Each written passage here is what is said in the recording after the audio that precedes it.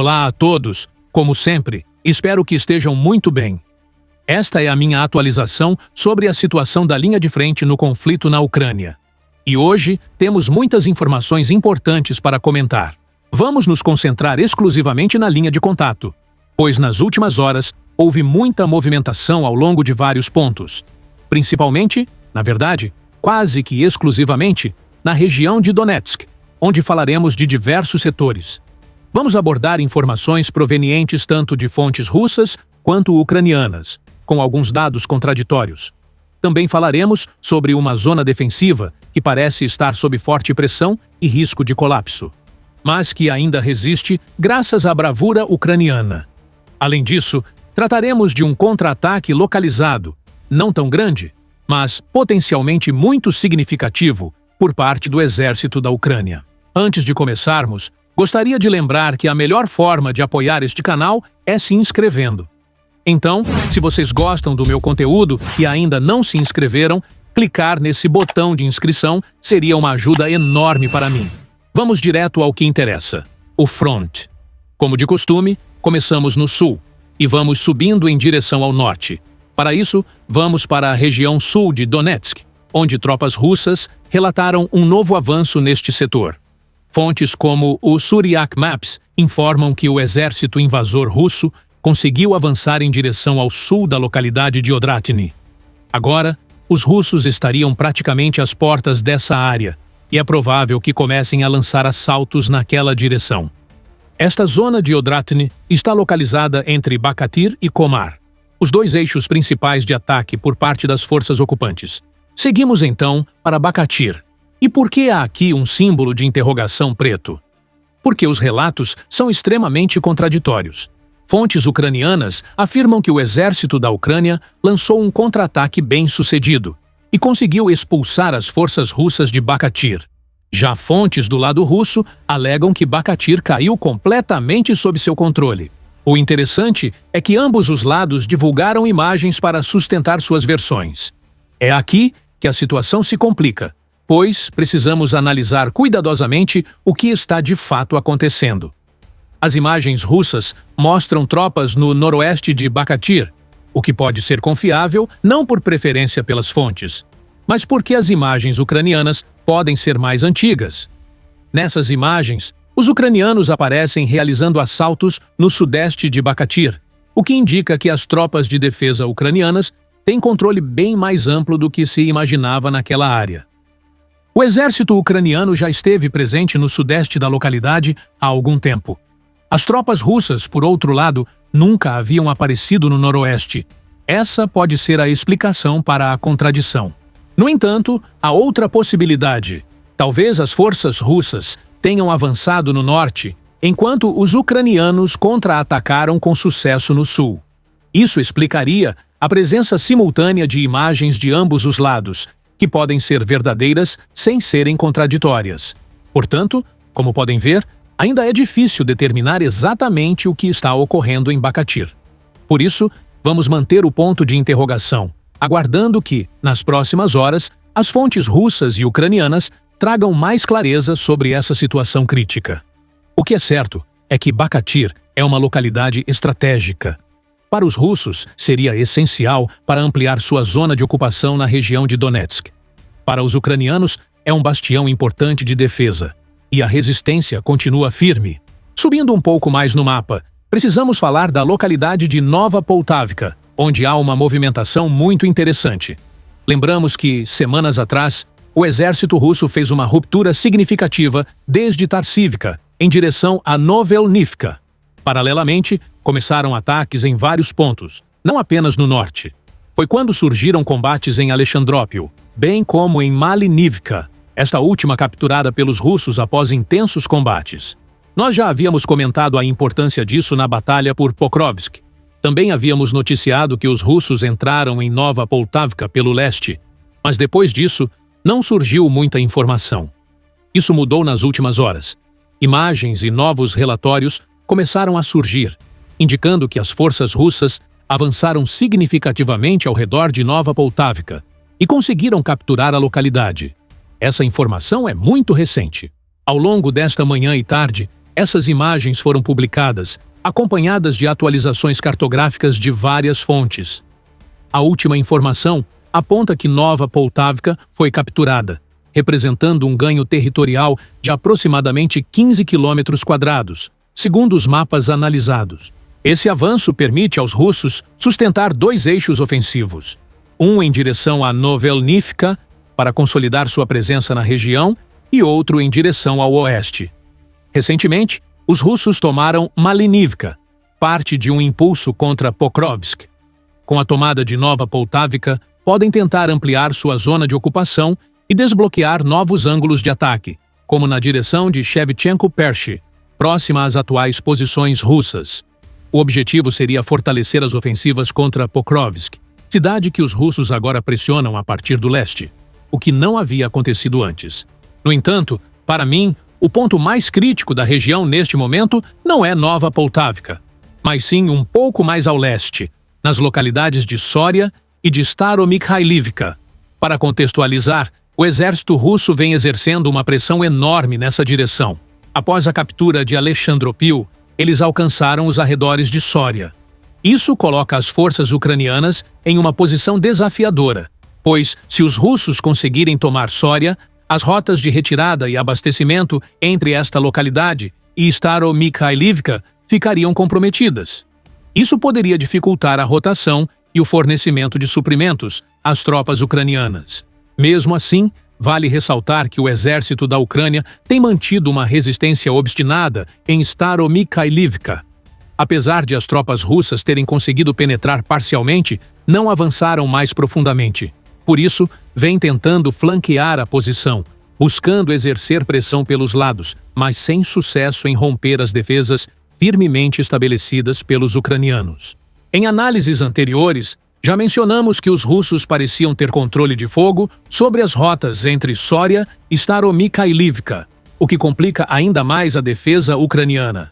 Ainda assim, até agora não há qualquer indício de retirada por parte das forças ucranianas. Isso mostra a resiliência do exército da Ucrânia, que resiste bravamente mesmo sob ataque em várias frentes. O cenário atual indica que para forçar uma retirada ucraniana de Staromikhailivka, os russos teriam que capturar Soria, ou pelo menos se aproximar ainda mais dessa localidade. E parece que essa tentativa está em andamento nas últimas horas. Mas, como sempre, a Ucrânia está resistindo com coragem, determinação e uma incrível força de vontade, transformando cada vila e cada metro de terra em um símbolo de resistência contra a invasão. Temos observado certos avanços por parte do exército russo em direção aos flancos. Fontes como o Suryak Maps relatam um avanço para o leste de Novelnivka, um avanço entre Nochandropil e Yobe, que vocês podem ver marcado em roxo. No entanto, o avanço mais importante, pelo menos na minha opinião, é um que foi relatado recentemente. Parece que as forças russas conseguiram entrar na localidade de Romanivka, e isso é extremamente relevante. Já falamos aqui sobre Romanivka. Mencionamos como os russos estavam se aproximando dessa localidade. Segundo fontes russas e também ucranianas, há vários dias, mais de uma semana atrás, as forças russas já estavam alojadas nos arredores de Romanivka. Comentamos aqui que, se os russos conseguissem capturar Romanivka, teriam o caminho relativamente livre em direção a Soria. O que se via naquele momento era que os russos tinham conseguido capturar grande parte de Alexandropil. Mas Alexandropil está mais distante de Soria do que Romanivka. Então, se os russos conseguirem capturar toda Romanivka, não está descartada a possibilidade de que comecem a instalar sistemas de artilharia para pressionar ainda mais as linhas de defesa ucranianas, que comecem a mobilizar mais operadores de drones para estarem ainda mais próximos de Soria, ou até mesmo iniciem ataques diretos contra a cidade de Soria. É por isso que agora está acontecendo essa intensa batalha por Romanivka.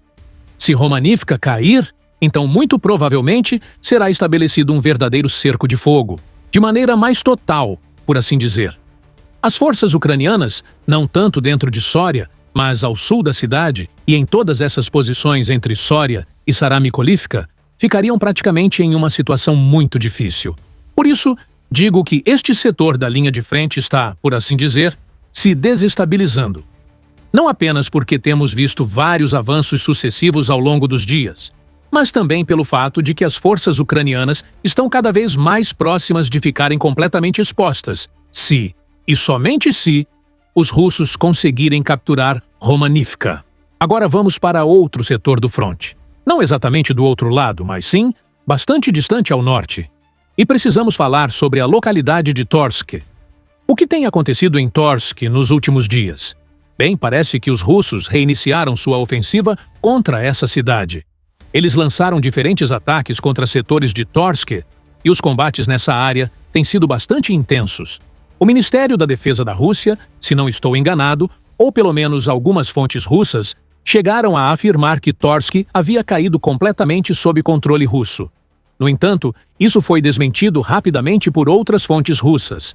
Essa informação não estava correta. As próprias fontes russas que acompanham o setor de Torsk relatam uma situação muito complicada, pois estão sendo obrigadas a utilizar ataques frontais para tentar tomar Torsk.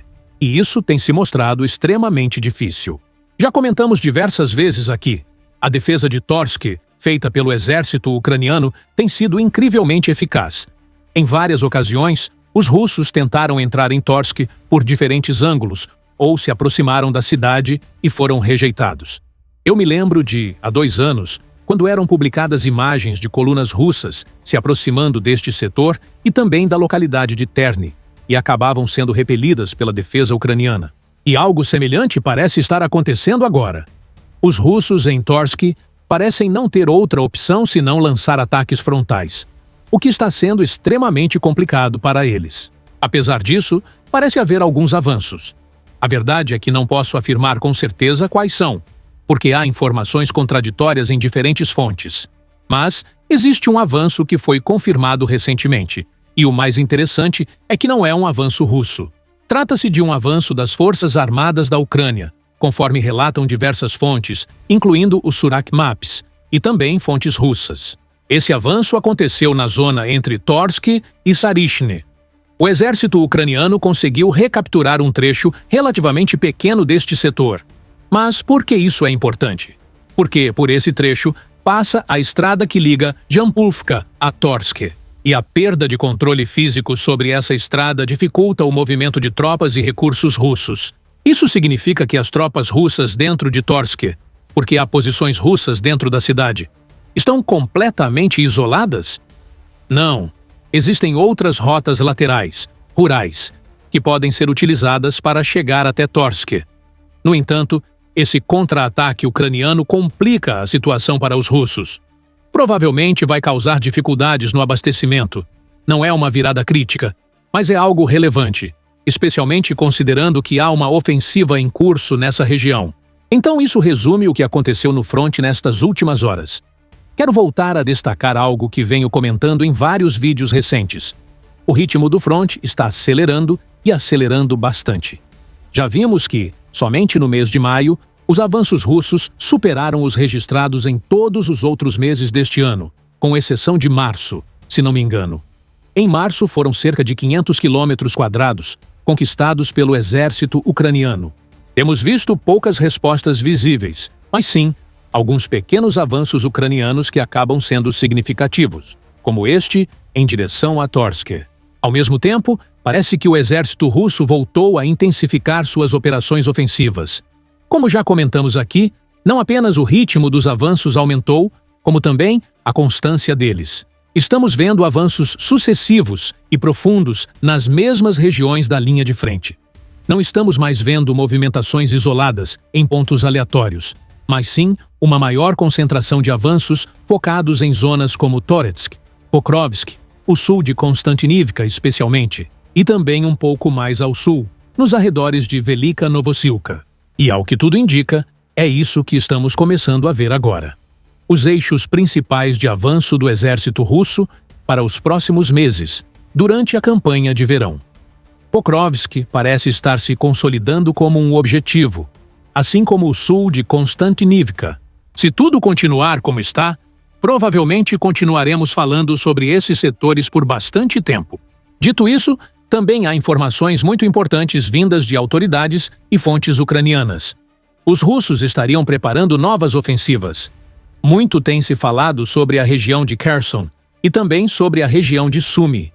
Em Sumi, inclusive, já há movimentações ofensivas sendo registradas, mas eu não diria ainda que se trata de uma ofensiva no sentido tradicional. Ainda não há nada realmente sustentado, nem nos ataques, nem nos avanços.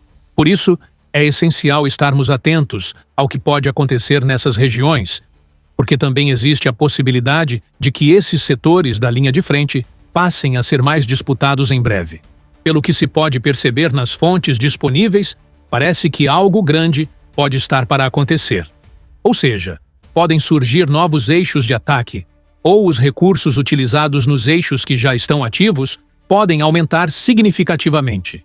E é preciso levar isso em consideração quando estivermos analisando o que pode ocorrer durante os próximos dias e semanas. Dito isso, também há informações bastante interessantes, principalmente vindas de autoridades e de fontes ucranianas, e é que os russos estariam preparando outras ofensivas. Fala-se bastante sobre a região de Kherson. Fala-se bastante sobre a região de Sumi. Em Sumi, já estão sendo observadas ações ofensivas, mas eu não me atreveria a dizer que se trata de uma ofensiva em termos mais tradicionais. Acredito que não é nada tão sustentado, nem os ataques, nem os avanços. Por isso, é necessário estarmos muito atentos ao que pode acontecer ali, porque também existe a possibilidade de que nesses setores da frente as coisas comecem a se intensificar. Pelo que se pode perceber nas fontes, entende-se que algo grande pode acontecer em breve, no sentido de que podem surgir novos eixos de ataque, pode haver uma maior quantidade de recursos investidos nos eixos de ataque que já estão em desenvolvimento. Sendo assim, isso também precisa ser levado em conta quando formos analisar o que pode estar prestes a acontecer durante os próximos períodos. Mas isso é tudo por hoje. Muito obrigado por assistir. Que Deus os abençoe.